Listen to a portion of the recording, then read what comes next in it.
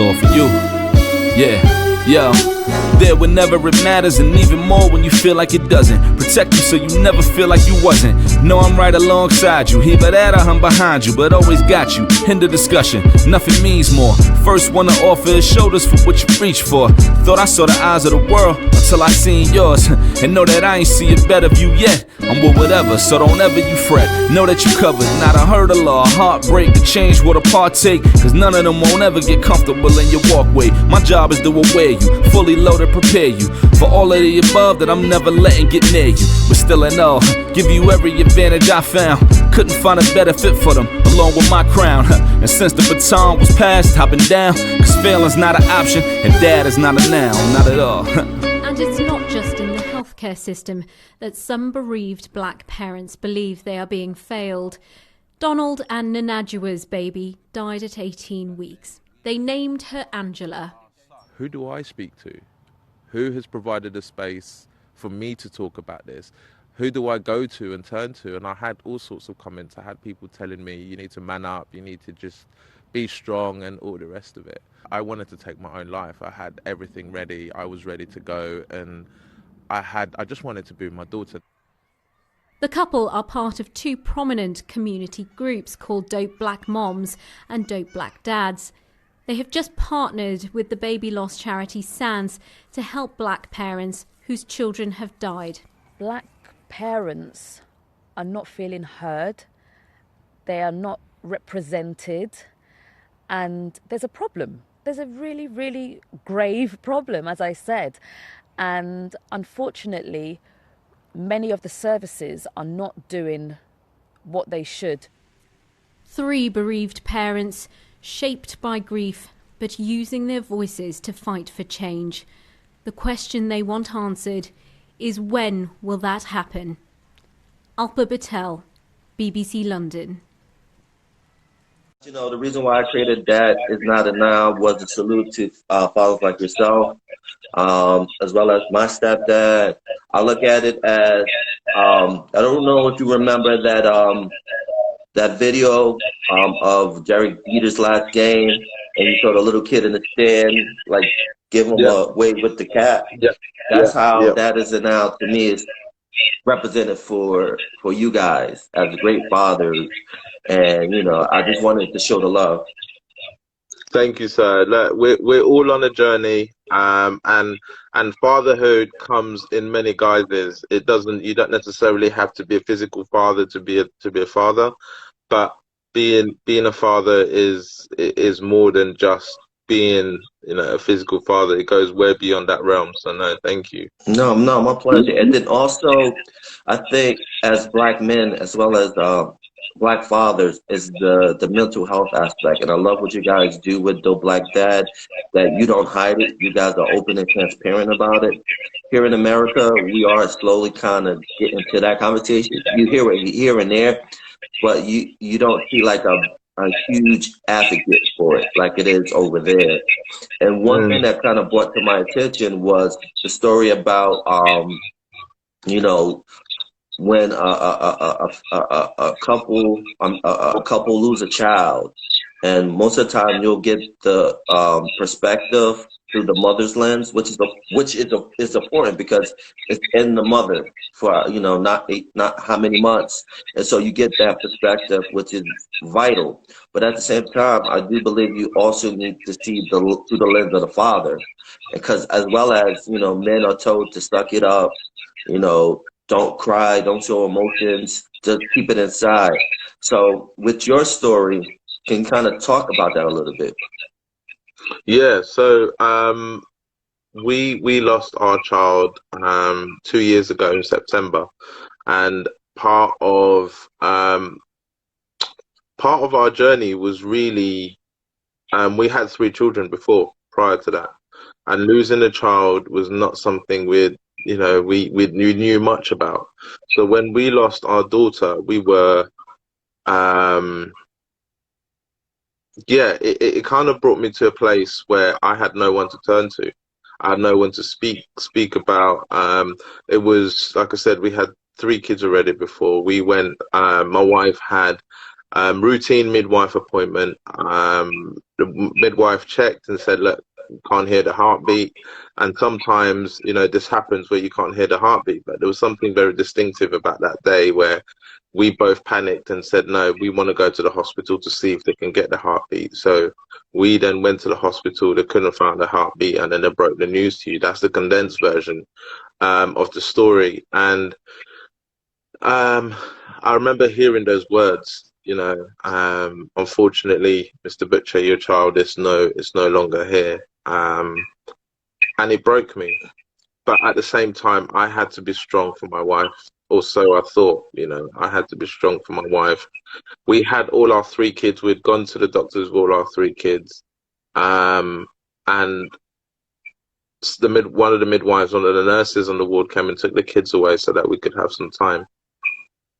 It was one of the hardest, and I still remember it like it was yesterday. It was one of the hardest things I think I'd ever had to experience.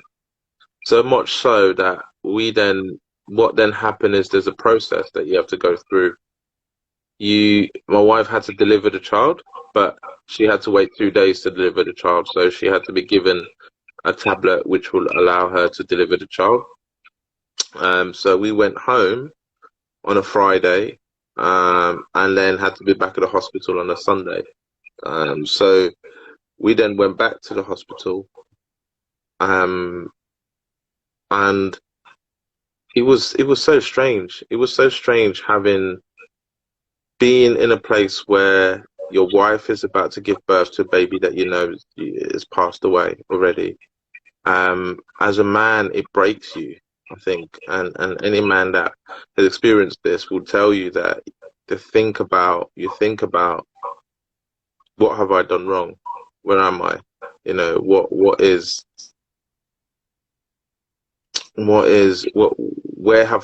where did I go wrong? Did I eat the right food? Did I maybe have too much alcohol that month? Did I not exercise enough? How inadequate? My sperm doesn't work. A load of things go through your mind. And I remember feeling like, right, you know, the midwives around, the emphasis is so much more on my wife, rightfully so. But there's no one around for me to talk to. There's no one around to kind of say, right, how are you feeling? This is what you need. No, I had to figure that out for myself. So I then went home. We then went home after she'd given birth, and my wife just got on with it. You know, my wife is one of the strongest women I know, and she just got on with it. And I was left feeling, who do I turn to? Who do I speak to? Right? So much so that my anger, my distress, my mourning, for my daughter that had passed, turned into, I want to be with her. I want to take my own life so that I can be closer to her. And to me, that's how it worked in my head. If I go, no one will miss me here. I've left them everything that they need. They've got everything they need. I'm not needed here. I need to go and be with my daughter, because that's where I want to be. And she will get me. She will understand. So I remember that day. I ran a bath. I got a bottle of whiskey. I got a bottle of bleach. Wow. I had a blade. Wow. Everyone had gone out. I'd written a note, and I was ready to go. I was at that very point ready to go. And the only thing that stopped me was the courage to take my own life. Wow. And some people say, but what do you mean by the courage? It's when the reality of what you're about to do dawns on you, you realize that it's really just a cry for help. Right. You know, and when I think about it now, it was just that, a cry for help. And I have chosen to utilize what my daughter, it was my daughter that spoke to me, because she then directed me to Dope Black Dads, to a friend of mine who was part of Dope Black Dads. Dope Black Dads was just newly formed, but a couple of months. Right. And she said to me, he said to me, look, got this group. And I just thought, whatever, man, it is what it is. And then I met a group of men who some had been through a similar thing. Some didn't really want to talk about the emotion. Right.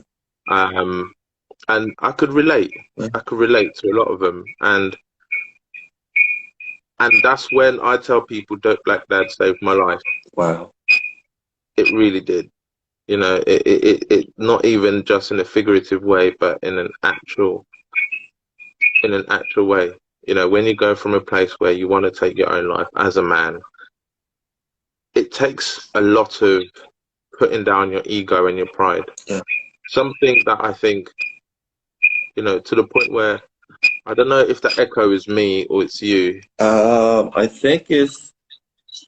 You still hear the echo? Oh, yeah. No, it's fine. It's fine. It's probably me. I think to the point where I really, can I swear on this? Can Go I swear ahead, on yours? man. Go ahead, man. I really don't give a shit anymore about anything. It's a case of for me, I'm furthering my daughter's legacy, and she is one of the most, my daughter's been dead for 2 years, and it's one of the most dynamic relationships I've ever had. The person I've grown into, the person that I've become, is one, I have no ego. I have no pride. And when I speak to certain men, you can see most men, and we've got to admit it to ourselves, most men have an ego and pride, a certain standard I totally agree. that they need to live by. Shout out to Dan. It's a really good guy. Just joined. He's another strong dad, very, very strong dad. One of the Dope Black Dads, and he's a really powerful guy. But when you've got no pride and you've got no ego, and you just want the best for all around you, and my hope has always been, if I can change one father, if I can save one life, I'm good. I'm good. And I don't care about anything else. That to me, it doesn't matter. And I totally agree with that. And I think you're right about that with pride. Pride is like that false shield men wear as way to protect themselves. But at the end of the day, it's not protecting themselves. It makes the situation harder. You know, because you can't open yourself. And, you know, as human beings, we're tribal.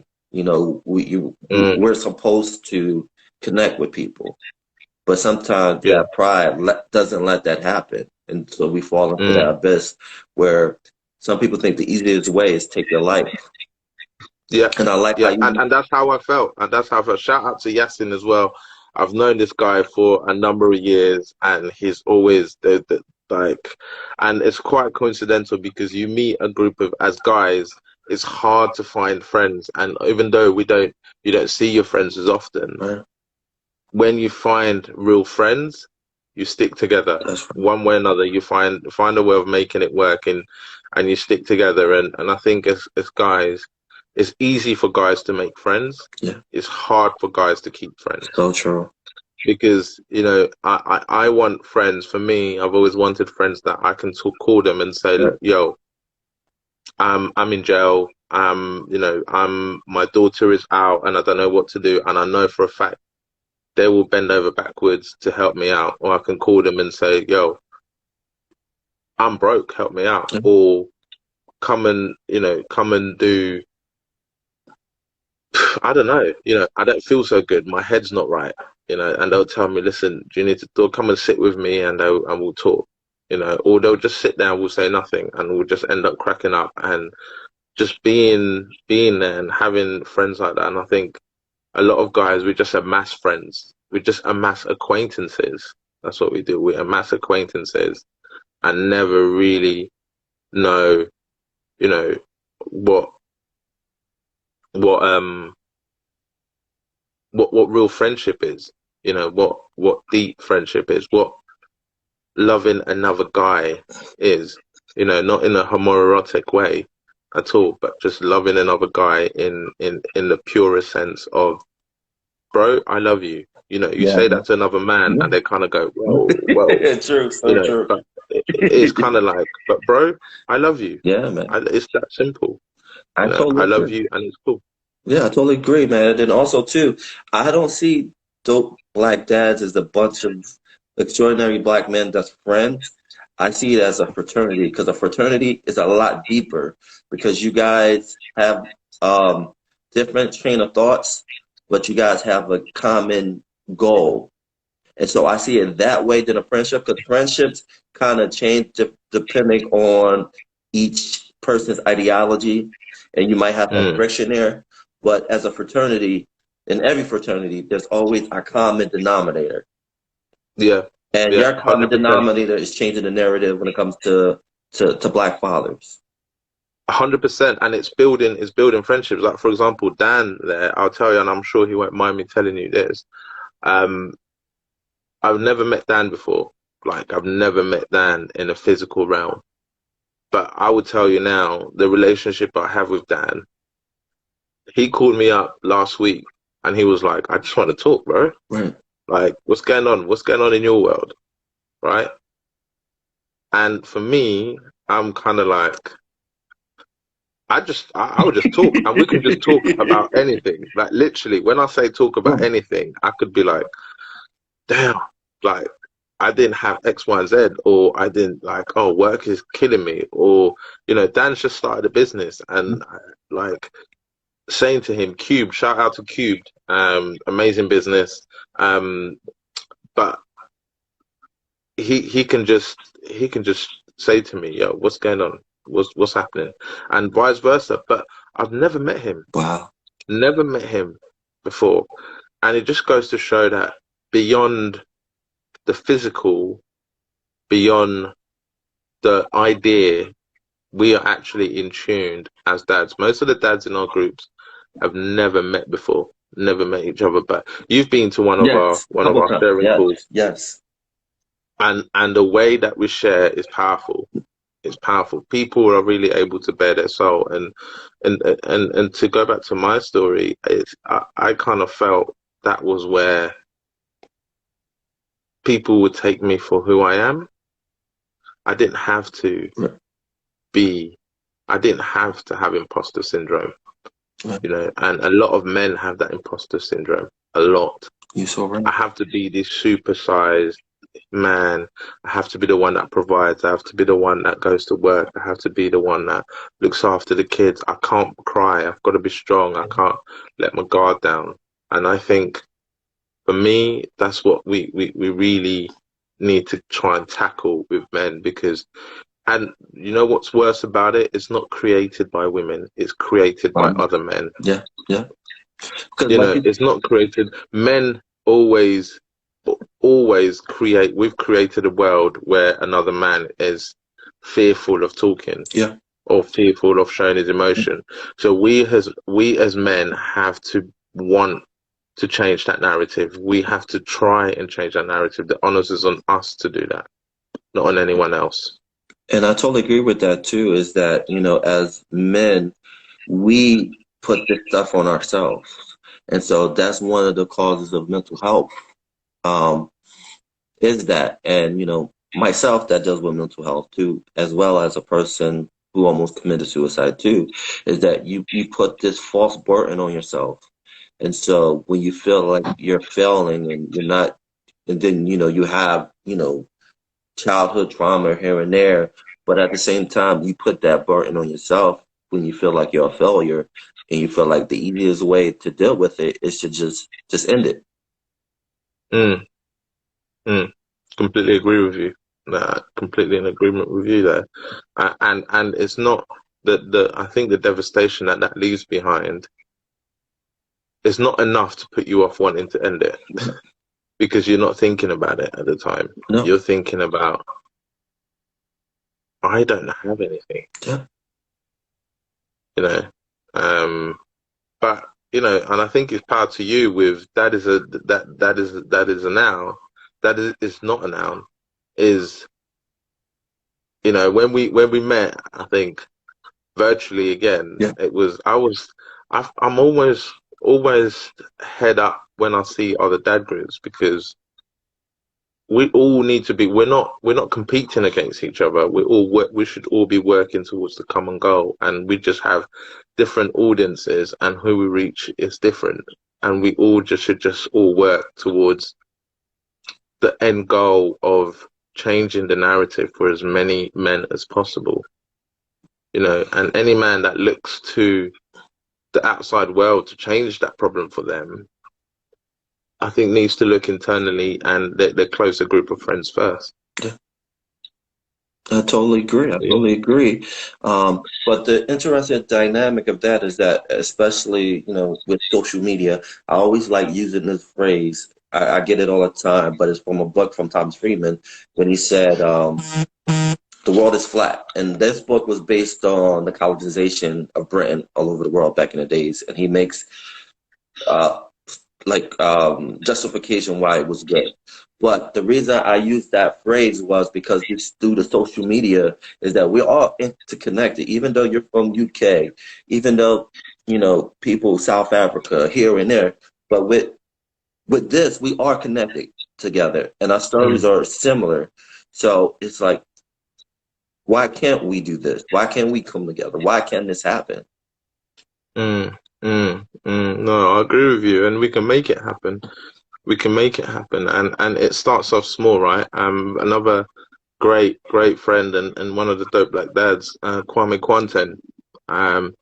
He was part of a group called The Influence that were huge in the UK, and he famously. Sorry about that.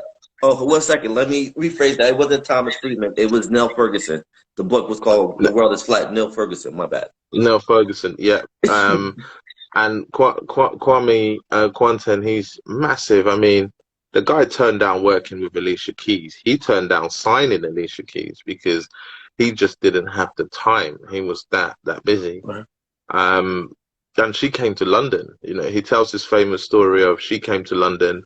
A manager at the time said to him, Kwame, you need to make time to go and listen to this girl and sign her. And he says, yeah, I will.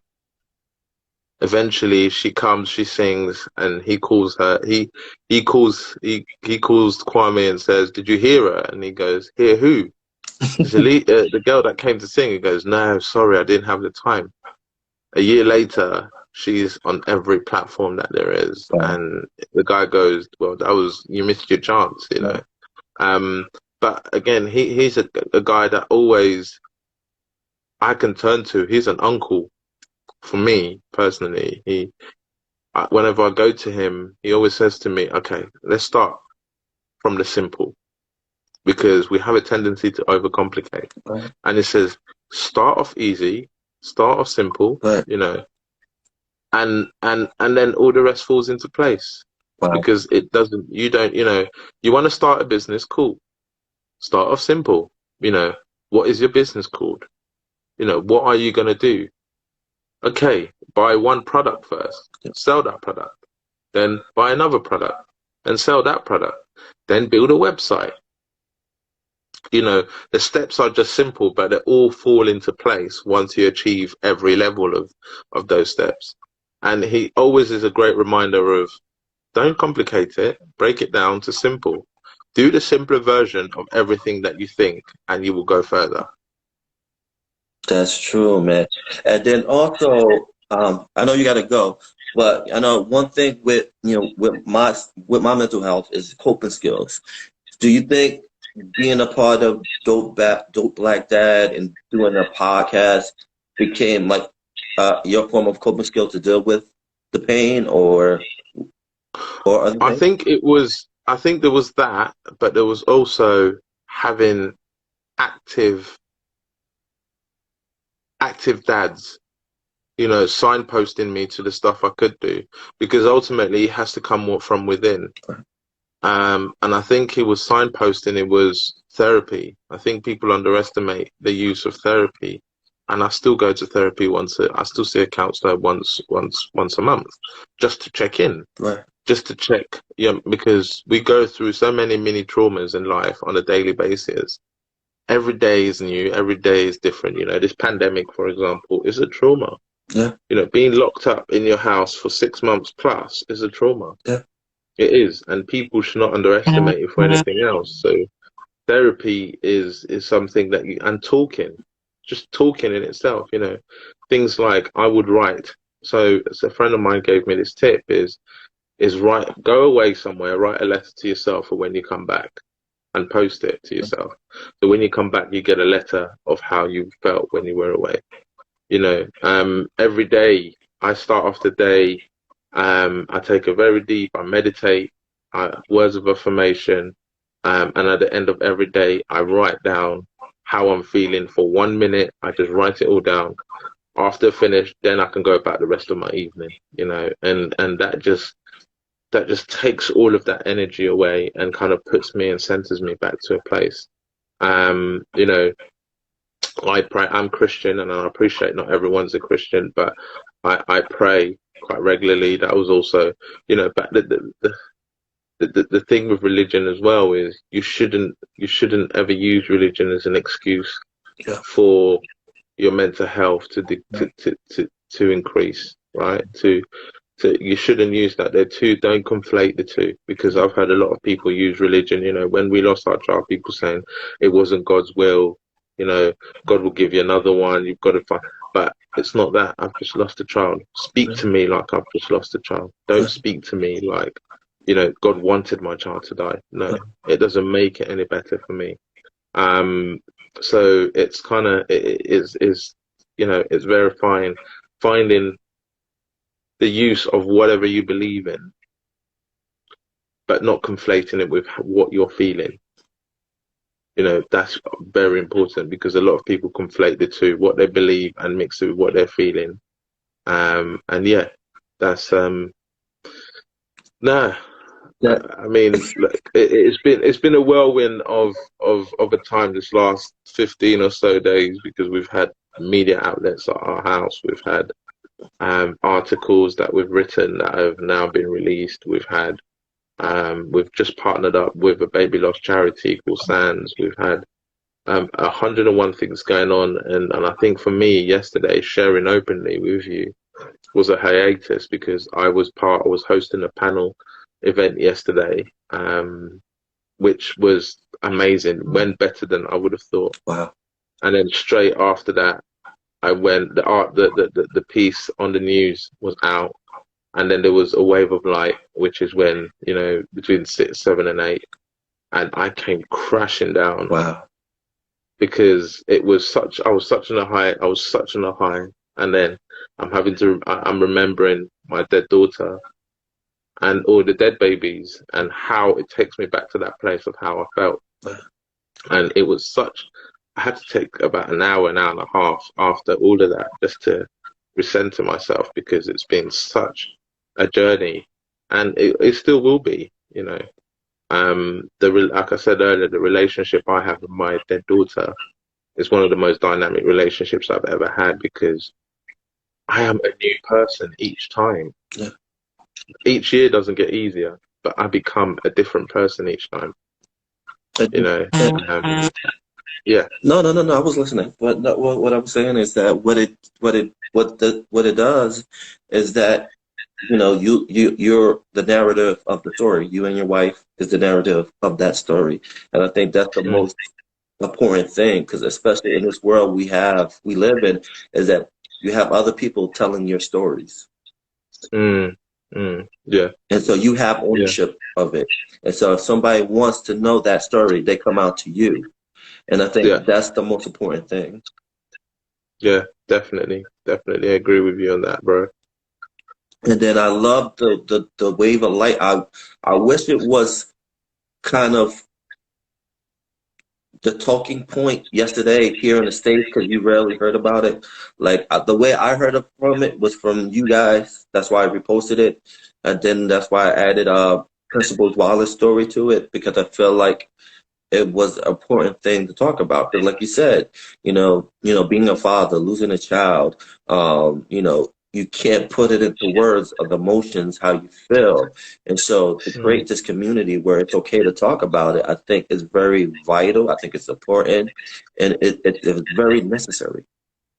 Definitely. I agree with you. I mean, if you look at the stats alone, 1 in 4 Black people lose a child. You know, I say black people because it's not just women that lose. It's a whole family. It's the brothers and the sisters that are robbed from that life. It's the aunties and the uncles. It's the grandmas. It's the granddads. It's the father and the mother at the center of it. Yes, but there's a whole host of people that it has an impact on. And when you think of that stat alone, that will mean in your circle of friends, you would maybe have a handful of people who have been through that. It's not an easy pill to swallow at all, and it just highlights the level of work that we all have to do as a community to break that stigma down. And I feel like at the end of the day, it's our part as a community is to listen and have empathy. I think those are the two key roles when you talk about losing a child. It's not talk. It's listen to what that person is going through. Yeah, just active listening. Shut up. Shut up and listen. Yeah. That should be the slogan. Shut up and listen. Yeah. You don't have to have the solution. A lot of people listen with, I've got the solution. Yeah. I've got an idea for this. No, like you said, just shut up and listen and just let them talk. Yeah. When they're finished talking, just be quiet. You don't feel like you need to fill the void with something. Just be quiet. Yeah. They've said and sometimes, I heard a story of a friend of mine who, when she lost her child, and we'll be releasing a podcast tomorrow to the second one that the mums have done. So the Black Mums did a podcast talking to some dads, and we did one talking to some mums. And she said a friend just came and sat with her for 2 days straight, holding her hand while she just cried. Wow. And that was it. Wow. That's all she did, just held her hand. She did not offer her any solution. She didn't try to offer her any solution, just listening. And I think so, yeah. And I think that's the one thing on the final note, I think as Black men dealing with mental health, is that's all we want. We want people to just listen. We don't want answers. Just listen to us. That's it. Just bottle it up. Just listen. Just listen, and that's it. Yeah, just listen and let me say what I've got to say. And I think you're doing an amazing job. I often jump into your lives and I see you're doing an amazing job, and you very much have the mentality and attitude I think that I've had, which is just changing the life of one person. Is enough for me. And people will get flattered about the number of people that are listening to their lives. I mean, you've got 2 people listening, and I hope that it reaches out to those 2 people and they can share it with someone else. That's all that they need. We don't. But then you get about 1,000 people listening to a live that is with nonsense. That is someone beating someone up. Yeah. Right? Or someone punching someone, or someone doing something to distract themselves. Yeah. But when it comes to like listening to real life and kind of stuff, I think it's always about changing the life of just one, ripples to waves, of one person. And so yeah, shout out to you, bro. Thank you, man. I appreciate it. It's all about purpose and mission, and that's what it is. When you have a purpose and you have a mission, the other stuff, those noises, is irrelevant, because it's all about the ultimate agenda. The ultimate agenda, as what you're doing, as what I'm doing, is trying to change that narrative, and then also tell interesting stories, because a lot of stories are not told. In our lives, and as being people of color, there's like one of my main focus is to talk about the importance of STEM and technology.